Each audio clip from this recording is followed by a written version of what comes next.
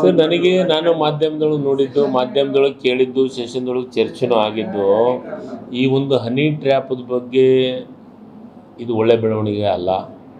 ಇದು ಜನಪ್ರತಿನಿಧಿಗಳಿಗೆ ಒಂದು ಗೌರವ ಕಡಿಮೆ ಮಾಡೋಂಥ ವಿಚಾರ. ಇದನ್ನು ಚರ್ಚೆ ಮಾಡೋಂಥ ಅವಶ್ಯಕತೆ ಇಲ್ಲ. ನನ್ನ ವೈಯಕ್ತಿಕ ವಿಚಾರ. ಅವ್ರು ಯಾರಾಗಿದ್ದರೆ ಅವ್ರು ಕಂಪ್ಲೇಂಟ್ ಕೊಡಲಿ, ಸರ್ಕಾರ ಬದ್ಧ ಇದ್ದರೆ ಅದನ್ನು ತನಿಖೆ ಮಾಡಿಸ್ತೈತೆ.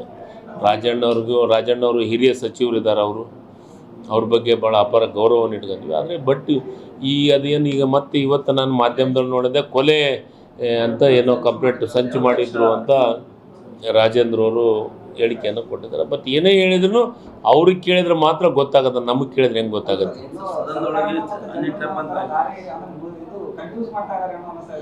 ಸರಿ, ನಾವ್ಯಾರು ಕನ್ಫ್ಯೂಸ್ ಮಾಡೋಕತ್ತಿಲ್ಲ, ಯಾರು ಅವರು ಕನ್ಫ್ಯೂಸ್ ಮಾಡೋಕತ್ತಿಲ್ಲ, ನಾವು ಕನ್ಫ್ಯೂಸ್ ಮಾಡೋಕತ್ತಿಲ್ಲ. ನಮಗೆ ಅದನ್ನೇ ಹೇಳಿದ್ವಲ್ಲ, ಅದ್ರ ಬಗ್ಗೆ ಚರ್ಚೆ ಮಾಡೋಂಥ ಅವಶ್ಯಕತೆ ಇಲ್ಲ, ಅದನ್ನು ಮಾಡೋದಂಥ ಅವಶ್ಯಕತೆ ಇಲ್ಲ ಅಂತ ನಾನೇ ಹೇಳ್ತಾ ಇದ್ದೀನಿ.